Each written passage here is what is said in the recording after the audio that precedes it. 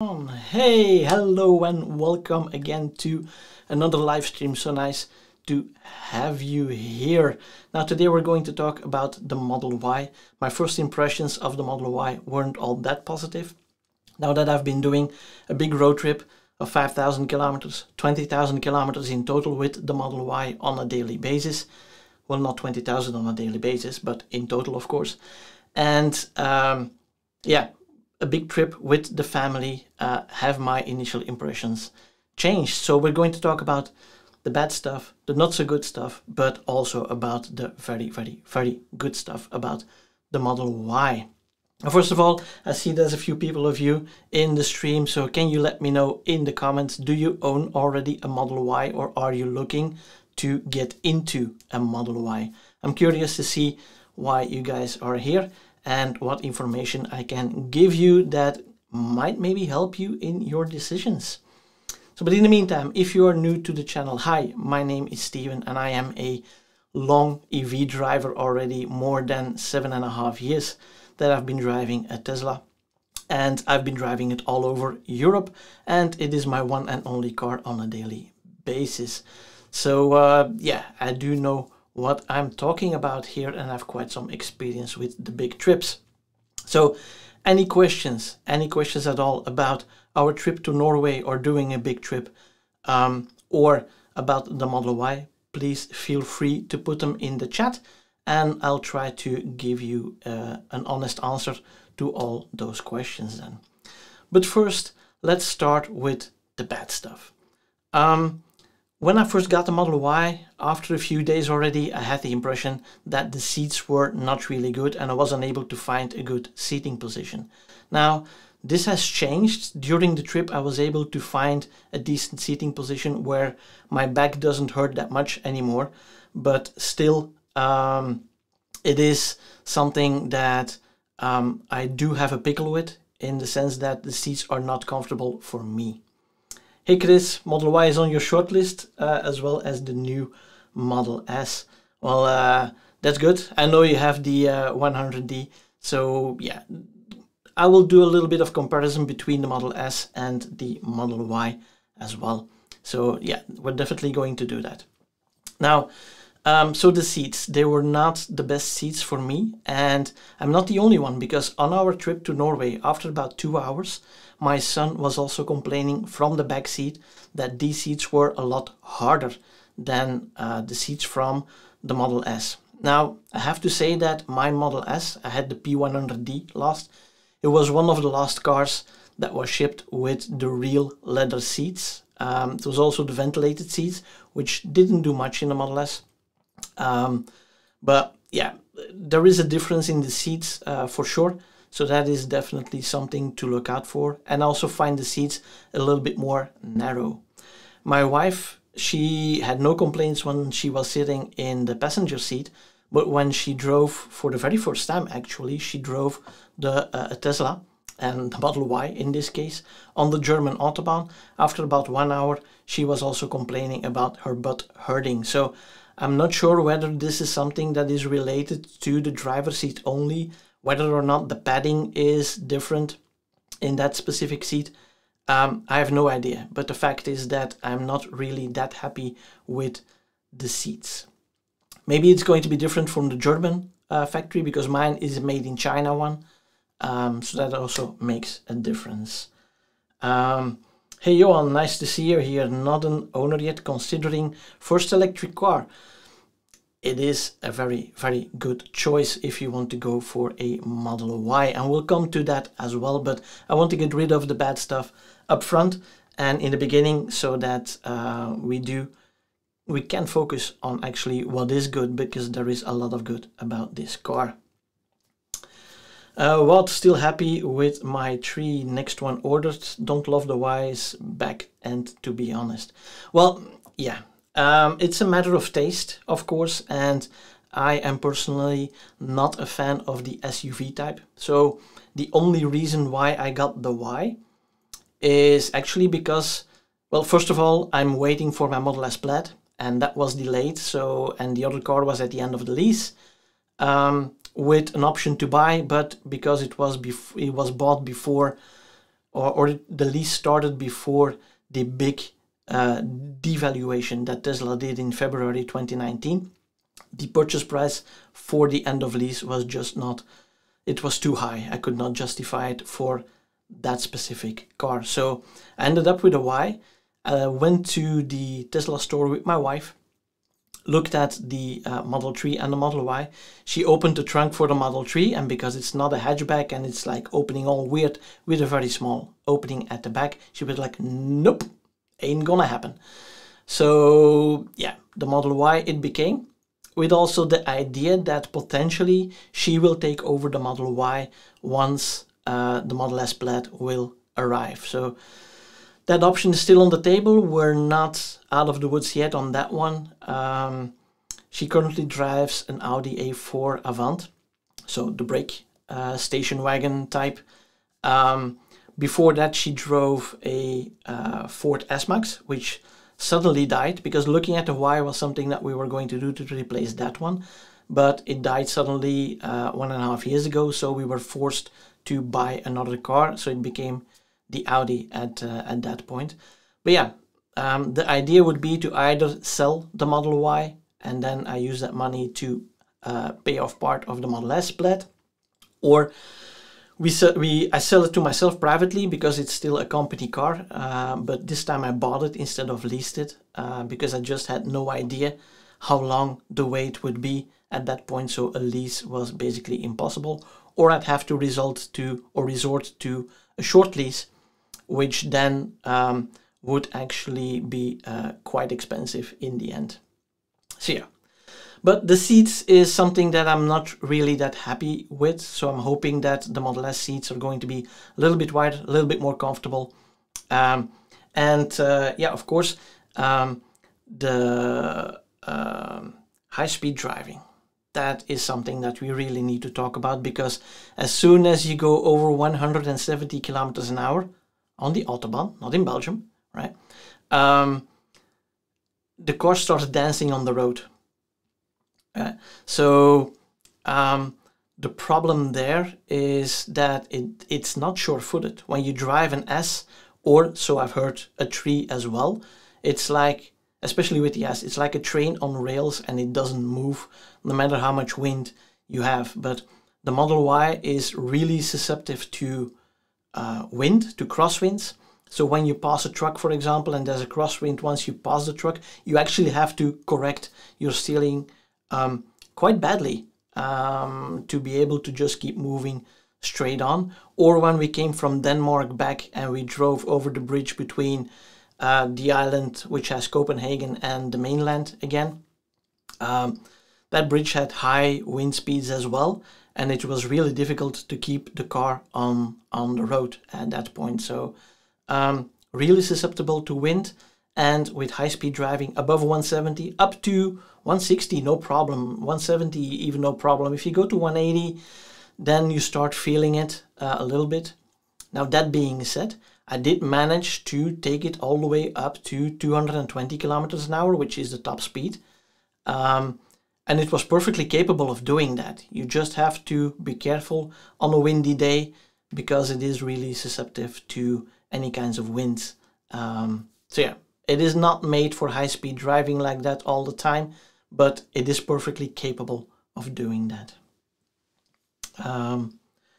Johan, should a Model Y performance not be better for high speeds? Well, there are a few differences, definitely. So mine is driving on the 19-inch wheels, but it already has a relatively hard suspension. It's harder than a Model 3, but it's not uncomfortably hard. I've test driven the Model Y on 21-inch performance rims, and that was just bone-shattering hard. So I would not recommend getting that unless you really want to go for the sporty drive and you want to feel every bump in the road and you consider that to be the sporty drive. Then yes, but I like to keep my spine in one piece, and I didn't find it very pleasant. The reason why that is because of the higher center of gravity that you have there on the one hand, but on the other hand also because the Model Y weighs quite a bit more than the Model 3, so they had to make it stiffer to keep the ride height to the proper level when going over bumps. So yeah, for me personally, would not recommend the performance wheels. Maybe the 20-inch, that would be okay, but 21 is just too much for the Model Y because it has no air suspension, for example. Now there are solutions where you can do aftermarket coilovers, which you can then adjust the dampening on. I think they go for about 3,000 euros, something like that, for the coilovers, and then probably installation cost on top of it. So that could be an option if you really want to go for the looks of the 21-inch wheels, because they do look good. So yeah. Next question. Does the small spoiler help? Yes, but not in the way that you think it would. So the small spoiler on the car is not a spoiler that is there for creating downforce. It is actually more for reducing drag. So it helps in efficiency. It does, of course, a tiny bit in downforce, but then it should be more tilted upwards if it wanted to push the back into the ground. It is more an extension of the trunk at that point, and I think it's called the Ecamm effect or Kahn effect, something like that, where the car from under the air from underneath the car meets the air flowing over the car, and that creates a vortex behind it, a low pressure area, which basically sucks you back. Now this is going deep into aerodynamics, but it basically sucks you back, and that is creating drag. Now with adding that little spoiler, the air actually mingles only like, I'd say, I don't know the exact numbers, but let's say like 1 meter further from the car, so you get less suction from that low pressure area over there. That is how I understand this spoiler works. So it works in favor of range, and it looks good, but it's not effective or as effective as a regular spoiler for downforce. Chris, any news on air suspension from Tesla for the Model Y performance? No, sadly not. I remember that there is like a parameter that the hacker Green found a long time ago, but I have not heard any news about air suspension for any Model Y or Model 3 coming. So yeah, and those are basically the only downsides or the only bad points that I have to mention about the car. So high-speed driving, not recommended. Well, above 170, not recommended. And the seats that are not as comfortable as they could be. Now, oh, did you use a roof box on the Y? No, I will come to that in a minute when I talk about the cargo capacity for the Y. So hang on for that one. But no, I did not use that. So I have no idea on the impact of the range.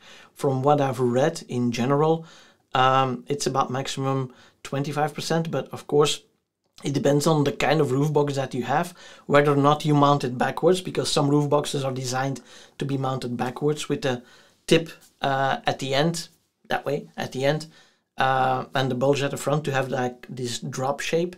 Others are not meant to be installed like that, so it is going to be highly dependent on the type of roof box that you are using. But it is going to be similar to mounting a roof box on the Model S. Since the drag coefficients are so close together, it is not going to make that much of a difference between S and Y. Now let's move on to the not so good stuff. So the bad stuff, we got that out of the way, only 2 points. The not so good stuff for me, which I'm not that happy with, is that everything is on that one center screen. Even the button for the glove box, the effing bleeping button for the glove box, is a software switch. And this is something that still after 6 months, I keep hunting for. I need to be there searching for the switch. Oh no, it's on the screen.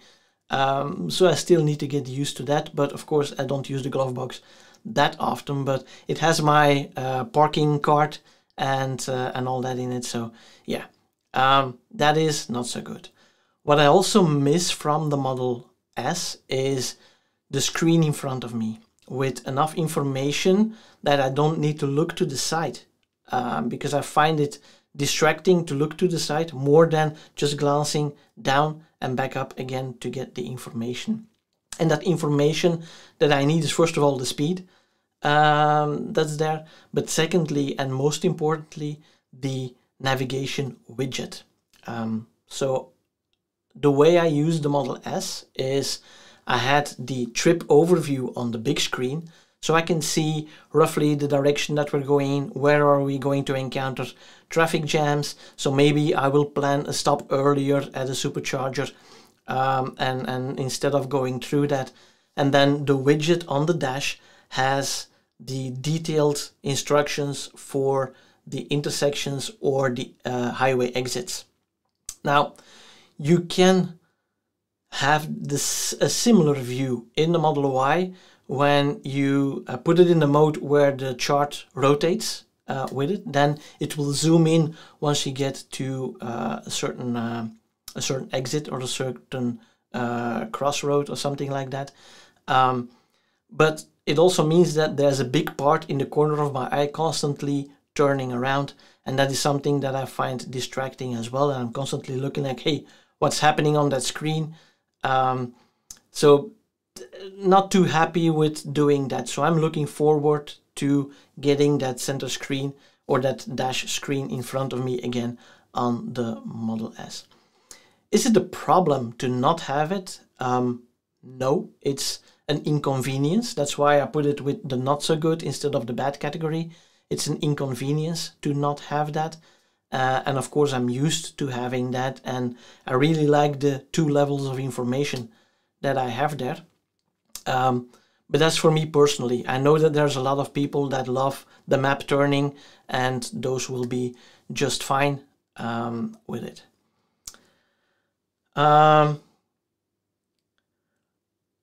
What about voice control to open the glove box? Effective. Yes, it does work. There are 2 personal issues for me with using voice commands. One is, for some reason, I always keep my computers in general, also in the car, in English, because I hate the translations and they sometimes don't make sense because they need to find a specific term. But for the navigation, I do put it in Dutch. For the voice control, I have put it in Dutch to be able to call people with Dutch names, because otherwise that was impossible. But I don't use voice commands that often besides calling somebody or sending a text message to somebody. So yes, the glove box voice command is definitely something that could work, but you have to think about it. And I just don't think about using a voice command for a glove box opening. I just would like to have a button, and that's it. And the same comment came from my wife when she was driving. She was like, how the hell do you open this glove box? I want to put something in there, and it's not intuitive to either do it via voice command or to search it on the screen and to not have a simple button. So yeah, indeed, what voice control can be a bit weird. I don't know why or how, but I know that in my wife's Audi and the Audi A5 I had like 8 years ago, voice commands worked flawlessly, even with a mix of different languages. It could detect the Dutch language if you had a street name that you wanted to enter, for example. That worked flawlessly, but for Tesla, apparently voice commands, it's one language and there's no crossbreeding between languages for names or street names, locations, that kind of stuff. Which in Belgium can already be a problem because we have the Dutch part and the French part. With the city names, that can already be a problem to do it in one language. Johan, HUD would certainly be the way to go. It's a tricky one. I don't necessarily disagree with it, but the HUDs that I've been seeing and I've been testing, and it's not a lot, I know, my wife's Audi has a HUD, For example, I did it with the Mazda and a couple of other cars. I think Peugeot car a while back had it as well. I find it distracting. When it shines on the windscreen, I keep looking at those shiny numbers instead of looking at the road. So for me, a HUD is more distracting than not having it and having to glance down whenever I need that information. Now I have not yet tested it. Haven't had the time, would love to do it. You have, I think from Volkswagen, the AR HUD display that actually shows the arrows displaying on the street that you need to turn. That would be awesome, I think, to get something like that for navigation purposes. But just for speed and distance keeping and all that information, I find it a little bit more distracting than having it in the center display. But yeah, if it only happens here, then a HUD would indeed be a solution to have it in front of you. Yeah, absolutely. Something else about the screen is that you cannot have multiple widgets. So with the S, I usually had the navigation and the energy widget, especially on a trip, open at the same time. So I could see, okay, where are we going? What does the road look like a little bit? At the same time, see, okay, what is my trip planner saying? How much energy do I have left or estimated left? And then, especially in Germany, I would drive all the way down to 0 and then lift off and then start building it up again. So yeah, the multiple widgets, it is coming in the Model S Plaid. Definitely, there you can have even a full screen map. I've seen, let's say, 17-inch full screen map. It's been a while since we've been able to have that working completely and properly, especially landscape. We've never seen it before.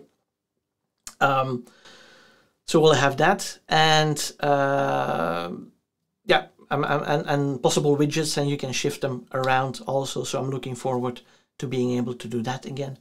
And then one minor, well, it's not really that minor thing, was that the back seats are a lot smaller than the Model S, which resulted in the fact that my youngest boy, who sits in the middle, could not use his booster seat anymore because it was in the way of the 2 other brothers that were sitting next to him.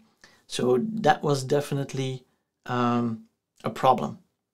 So the way we had to fix it was I had to buy like a seatbelt guide thingy, like a seatbelt that you wrap around the seat, and then it could go lower here over the shoulder instead of cutting against his neck and his ear. So we had to do that. He's on the edge of needing to be in a booster seat or not. I think it's like 1 centimeter difference, so we weren't worried about that part, but he was happy with the solution. Definitely the brothers also were happy with that solution, but yeah, it meant the booster seat and 2 teenagers next to it is not possible. So if you have 3 kids and one still needs a booster seat, forget the Model Y. It's going to be difficult to manage that, or you have to maybe find like a really specific one without the arm thingies, so that's a really small one and just like a cushion to sit on. That could be a solution as well. But now, whew, sorry about that.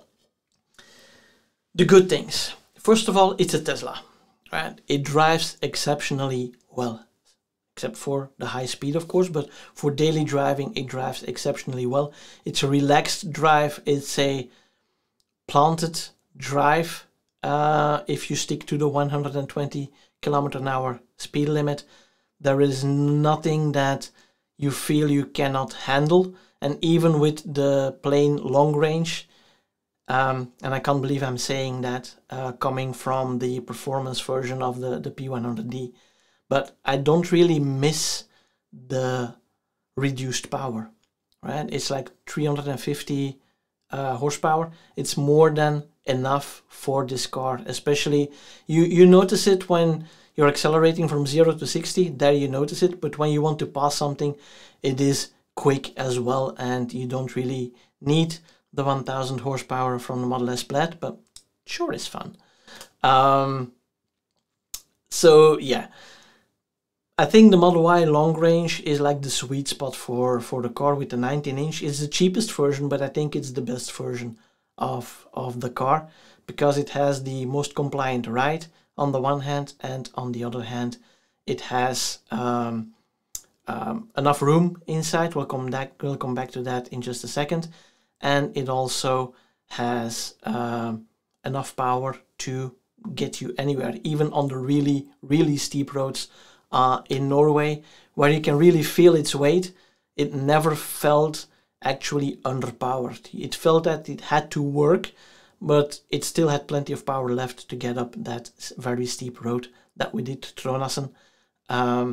If you haven't seen it, check out the video about that one. It's a really interesting road and really steep.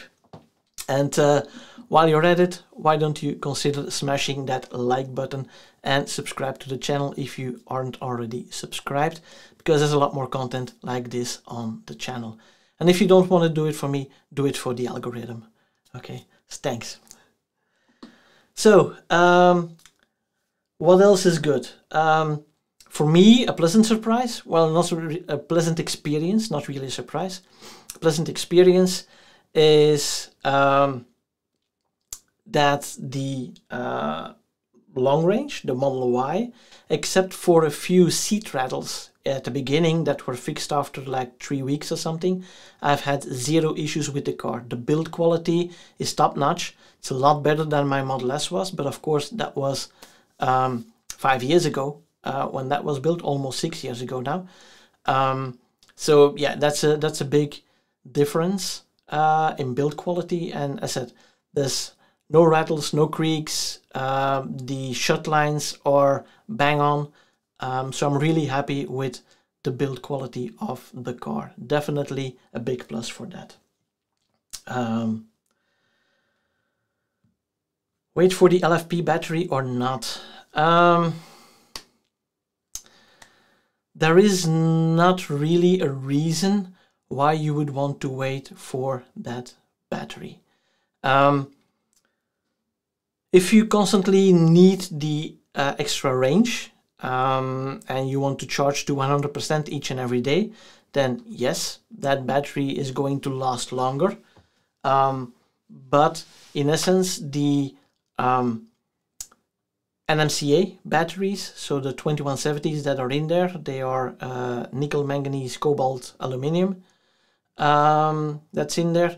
They are a little bit more power dense and a little bit more powerful. So that is why up until now they have been doing the LFP batteries only for the short range cars and not for the long range ones. And I believe that Elon said that they would stick with that, that the LFPs would be for the storage and for the short range cars or the standard range cars, and that the long range and performance cars would get the other batteries. I'd say if you want to wait for something, I'd wait for the 4680s, because I don't know what that will do in terms of weight for the car, for the same volume or the same battery volume, the same 82 kilowatt hours, because now the cars are 82 kilowatt hours since Q1 this year.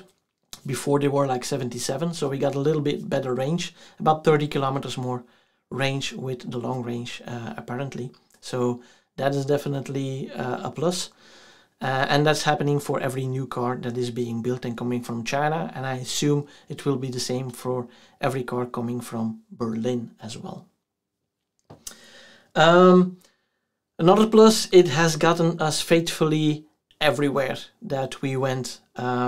We've done one part which was kind of off supercharger grid, where I had to get by with the, not the UMC, but with just a regular Schuko charger, because the UMC doesn't work in Norway because of the type of electrical grid. It has no neuter, and that's a problem. So I have the Mannekes cable for that. But yeah, I didn't have to worry one single bit, and it drove on 100%. It actually drove me 400 kilometers on the first part, with part of it in Germany at higher speeds of 160, 170. So I think with the family fully packed, it is definitely a great car, and it will get you 400 kilometers. And my wife was even complaining and asking me, don't do that again. It was way too long a drive before we stopped. So she already adjusted to the 2.5 to 3 hours of driving, then stopping for 15 to 20 minutes to charge, and then continuing. So yeah, it's gotten us everywhere, no problem. And then I forgot to mention the cargo space. So it has actually exactly the same cargo space as the Model S. So with the Model S, we could fit 2 suitcases on top, big suitcases on top of one another on the one hand, a bigger suitcase or a medium suitcase, a cool box, a smaller suitcase, and my backpack with my camera material, and then charging cables on the one hand, and on the other hand we have some emergency equipment like bandages, stuff like that, and yeah, some other minor things. So that went in the back above the shelf, or above the floor. Then underneath the floor we took a lot of food and drinks with us. We took some cooking pans. The underfloor trunk is a bit smaller than the underfloor trunk for a Model S, but it's a little bit taller. And you also have the second part. So behind that under trunk, I shall call it, there's a second part about this high, about 10, 15 centimeters, where you can store a lot of other stuff. So that had our cooking pans and a kite for my kid and that kind of stuff. That was all under there. So if you look at the community tab on my channel, you'll also see a picture of us or of the underfloor or under the floor, the both parts being loaded before we left actually. And then in the front, there's a little bit more space because it's deeper than the Model S, so it could fit like 2 extra pairs of shoes, and then our bed sheets and towels and swimming gear, that's all in the front, together with our hiking boots, so we can always access them whenever we start a hike. So yeah, that was definitely the biggest plus that that the car had, and one of the reasons why I bought the car. It had to have the capacity to haul all 5 of us to the destination with the luggage that we had in the Model S, or at least close to it. But we could even use exactly the same suitcases, even though it's a little bit narrower in the back. But yeah, definitely a good thing. Okay, so lots of good stuff with the Model S. I'm happy with the car. I wasn't too happy at the beginning. I will be a lot more happy when I will get my Model S, because that's the one that I'm looking forward to. And as Watt was saying, yeah, boys be boys. Performance version is still something I'd like to drive one day. Yeah, me too. And hopefully it will be by the end of this year, or normally the latest in February next year. But we will see. I will count my blessings once I will actually get the call from Tesla for delivery, because deliveries are shifting all over the place for any car at the moment. So we'll see about that. Right. Any questions about the trip? Right. We've been to Norway 3rd time already now. This was a little bit shorter trip of 5,000 kilometers. Well, it's still quite a trip, but it's been a really nice trip there. And I just wanted to share with you, if there are no questions, but I just wanted to share with you the process of how do we plan our trip. 7 years ago, when we had our first Model S, there were like half or even less than half the superchargers there were now. So it took a little bit of planning. The first trip we did there was going to Sweden, and the Uddevalla supercharger, which is like 80 kilometers above Göteborg, was the last one up north for our trip. So everything behind that, we had to search for the trips there and for the superchargers. Nowadays, we even, back in 2019, we went to North Cape all the way up there. There were no superchargers there, so that took a little bit of planning, like, okay, where can we charge? What are the alternatives if we cannot charge at the house that we are staying, and so on and so on. Now, Honningsvag is the last supercharger, the most northerly supercharger at the moment, I believe. And it's like 20-25 kilometers from North Cape. So definitely not something to worry about at this point. Chris, do you have to pay toll with a Tesla? Up until a couple of years ago, you didn't have to pay toll with a Tesla or with an EV in general in Norway, but now you do. There's too many EVs on the road there, so now you do. So I advise you to go to the website from autopass.no, and that's autopass.no, and search one of the providers there.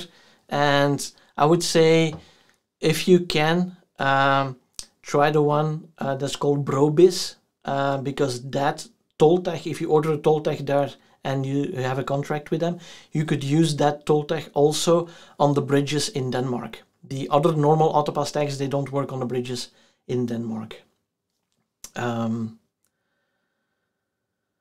yeah, definitely do that. It's kind of a funny story with that, because a couple of years ago I emailed, the first year we got a message from EPC, which is a British company, that sent me an invoice for the toll. So apparently if you don't have a toll tag, they send a picture of your car to them, and then they will send an invoice with some administrative cost, and then you had to say, okay, I don't need to pay the invoice, here's my registration proof that this is an EV, blah blah blah, and you didn't have to pay for it.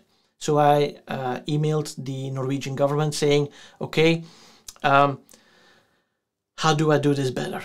And they said, well, you have to buy an Autopass tag. So I bought it directly from them, which you can't do anymore. But I didn't have a contract with any service provider. And this year, coming back, I thought, I haven't changed that anywhere. So now I have a working Autopass tag, which has been scanned everywhere, even for the ferry, by the way. The ferries are working with the Autopass tag as well now.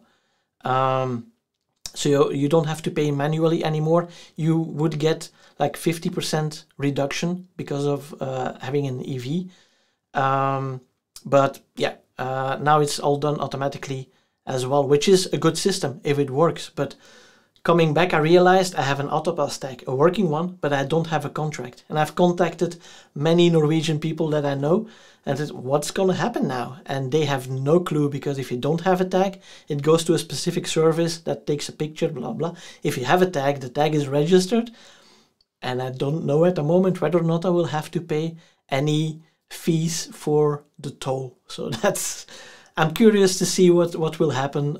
It might take up to 6 months or even a year before I might get the invoice. So yeah, that's definitely something. Oh yeah, and that reminds me, if you want to do free parking in Norway, get yourself a custom license plate. It is expensive, I know, but every time I drove, if you drive into a parking lot, it doesn't work with these booms.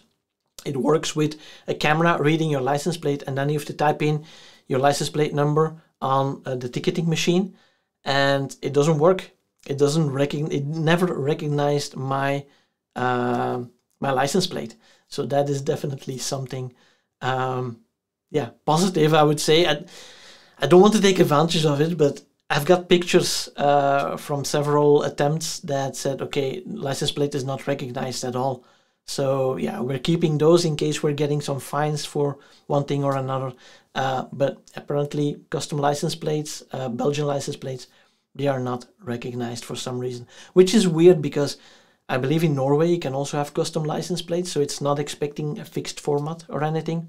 But yeah, we'll see what happens with that. But it's kind of a funny story.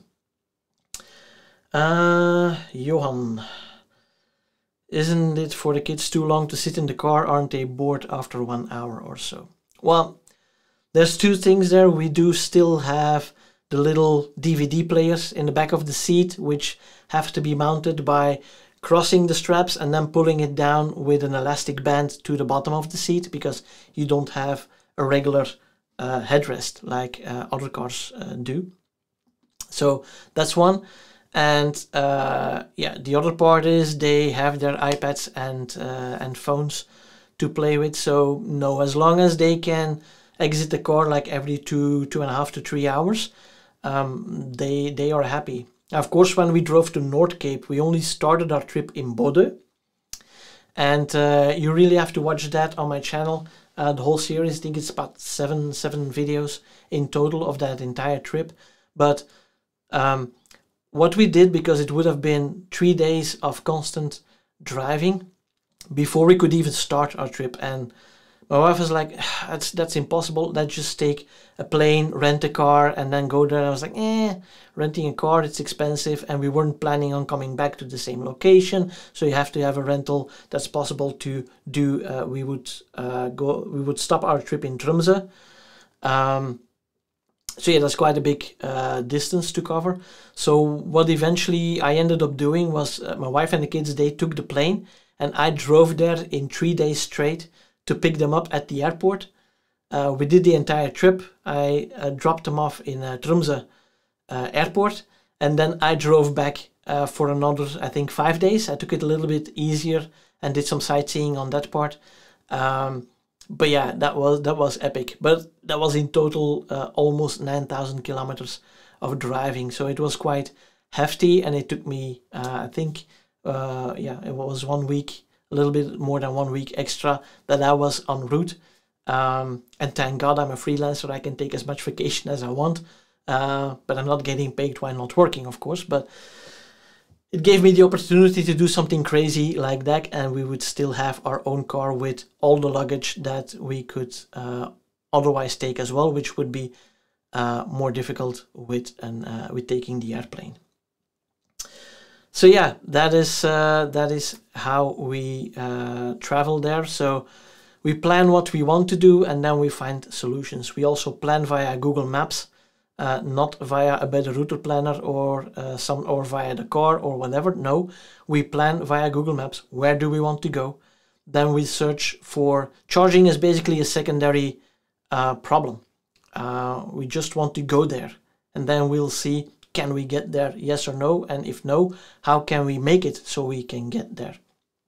And that could be by staying in the area, making sure that we can charge up at the house that we're staying in that area, and so on. So but yeah, we look at what do we want to do, where do we want to go.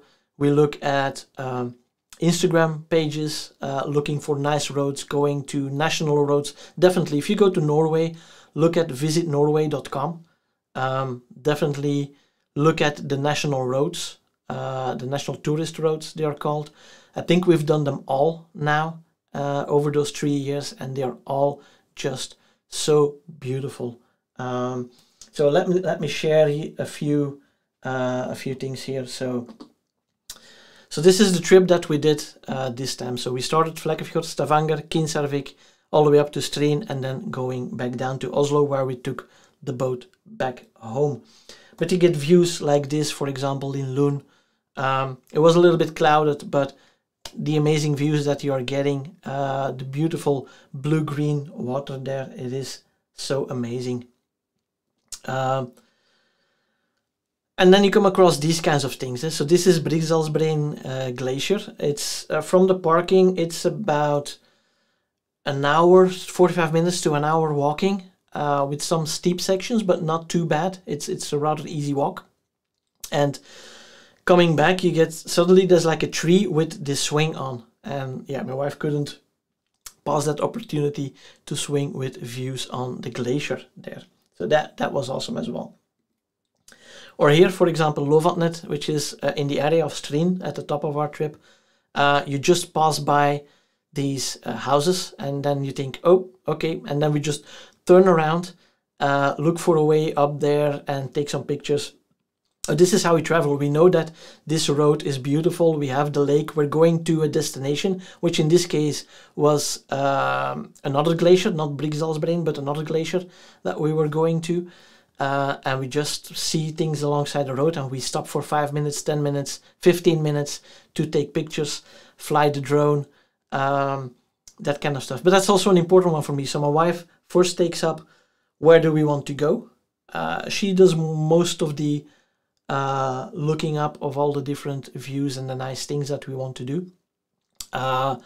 And then I come in and say, okay, what's a good drone location? Can we move a little bit there? That's a good one. There's a nice waterfall. Maybe we can drive along that road to pass that waterfall so I can get some cool drone shots. So it's a combination of those things. Yeah, so this is, for example, on top of the road between Midikdalan and Vikiori. And it's just a beautiful sight to see. But it was extremely windy at this point. So at this point, yeah, the kids are staying inside the car, looking at their little screens, unfortunately, instead of enjoying the majestic views that we get here. But it was really gnarly weather at that point. And then this one, Rifilke, it is my new favorite road between Stavanger. You have to drive the tunnel now underneath the fjord, which used to be a ferry that you have to take to Ta, or Jorpeland, I think it's called. And at that point, you go up towards, you drive towards Roldal, yes. And that's Rifilke Road, and it has this alien-like view. If you stand there, you have the road, but there is nothing but this kind of scenery, and you just think, if somebody would just drop you there, you think this is not Earth anymore. It is really beautiful, but strange to see the rocks with the moss all, yeah, no vegetation whatsoever in terms of trees and plant life. It's just moss, a little bit of green, and these nice looking rocks. Yeah, must be lots of fun to take the drone out there. Absolutely. The problem there was also a lot of wind, so it exceeds the limits of the drone's capability. So unfortunately this year I did not get a lot of drone footage because I was, well, first of all, there was a lot of wind and we had some rain, and secondly, I accidentally crashed my drone into a river. Was my own fault, nothing to do with DJI. Was my own fault. I turned off the safety features to be able to fly in between something narrow, and I didn't pull up enough to clip a tree or to pass a tree, and it clipped a branch and fell into the river. I was able to recover the drone, but unfortunately it was dead, so I had to resend it to DJI, and they actually sent me back a replacement drone because I have the DJI Care package. And that drone didn't work either. So I tried to boot it and there was all kinds of firmware issues and incompatibility issues. So I had to send it back again, and now I'm waiting for the return of my drone so I can finally start flying again.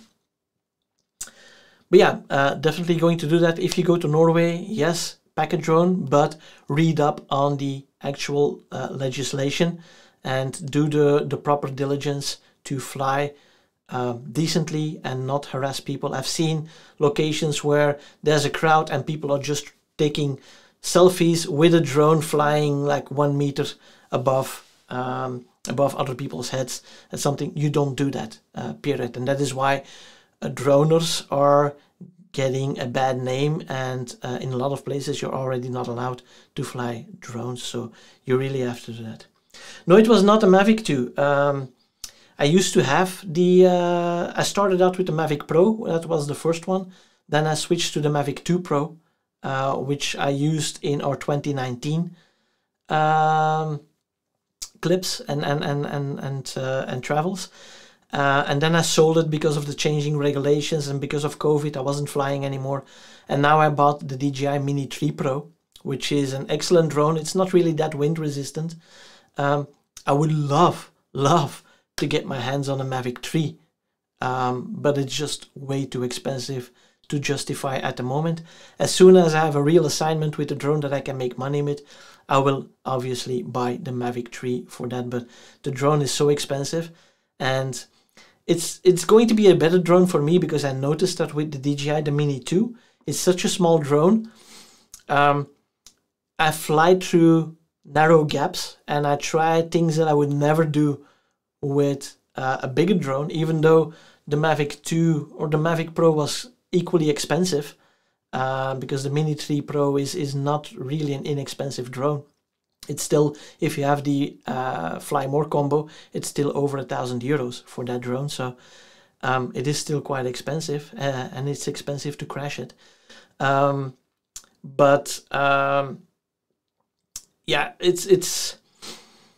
I take more risk with a tiny drone like that than I would with a bigger drone, which is more imposing, and yeah, just it is the way it is. So yeah, Mavic 3 indeed looks like a good buy, oh, the Mini 3 looks like a good buy. No, you're right. Mavic 3 is expensive, software is incomplete. Well, they are getting there. The latest software update, I've been following it, has now manual control for the telelens also. I'm curious to see what they will do in October, somewhere around that period. What they will do for Black Friday, whether there will be a Mavic 3S coming out with maybe a 1-inch telephoto sensor on top of it. But yeah. So you can go on and on about drones. Well, me too. Maybe we need to set up a separate chat one day. And of course, bundus lovatnet, which is near Odda. This is the Instagram picture that a lot of people may or may not have already seen. This is a lake, again, 45 to 50 minute walk, relatively flat from the parking lot. But it's a little bit barren to walk there. You have like a river, but it's barren rock to get there. But it is a beautiful site, and also took the drone up there in that location. So if you want to see that, definitely look for the currently featured video on my channel, which has the drone video which starts at these rocks and at this location. So yeah, definitely worth it taking the drone there. And the big thing, the big plus for the DJI Mini 3 Pro is also if you go like 10 meters away from people, they don't even hear it anymore. So you're not intruding, and you're not inviting people to come over and point to you and say, hey, you can't fly here, even though you know you can because you did your homework and stuff like that. But anyway, and this is just also, I think this is the last one. This is also alongside the road in Jelle, which is the road from Strien to Ranswerk that we took. It's just a few kilometers before Gamle Strinefjellsvegen, which is also a nice road where we actually drove through the snow in July at this point. So you could take a tunnel through the mountain, or you could drive around it. If we have the option, we drive around it, and then you get these beautiful views. And it's just amazing, especially if the water is a near perfect reflection. I love reflections, and I try to get the perfect one each and every time. This is really close. It's not there yet, but yeah, I'm happy with pictures as this, and this just makes my day. And we take pictures like this the whole time when we are in Norway. I think we have over 2,000 pictures that we need to sift through to make an album that condenses everything. So yeah. What else did I need to say? So yeah, no, this is what we do. This is how we plan our trip. So we use Street View, even we use Google Maps, searching for drone locations, searching for interesting tourist spots, and see how we can connect all those dots through the most beautiful roads to drive. Okay, yeah, looks like a scene from a movie. Indeed. It definitely looks that way. And there's also a lot of movies that are being run, like Mission Impossible has gone there already 2 times. For example, to Norway, they did Preikestolen, which we did in 2018.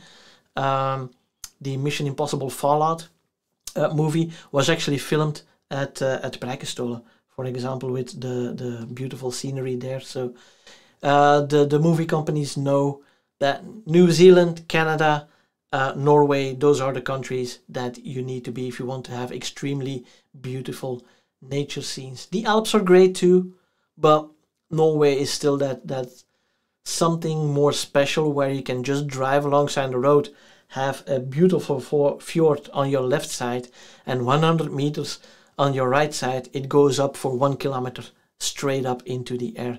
This is what the fjords can do, and for me, it makes me feel really small, really humble, and that just makes me so relaxed and enjoying all those different views. So we're already planning our next trip. It's not going to go to Norway this time. The kids wanted to be somewhere where it's more warm. So we're still doubting whether we go back again to Croatia, which will also be like the third or the fourth time that we will go there, or we're thinking about Slovenia, looking in detail at that at the moment, or potentially Italy. So those are the areas that we are looking at currently for our road trip next year.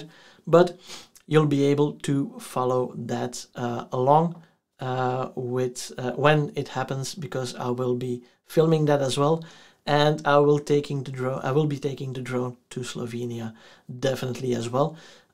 It's now become a lot easier to fly a drone because of the European regulations. It's a little bit more strict, but at least it's the same everywhere. Last time we went to Croatia, it was almost impossible to fly a drone legally, because you would need to hand over all your footage to them and they would become the owner of all your footage. So that is a big no-go for me at that point.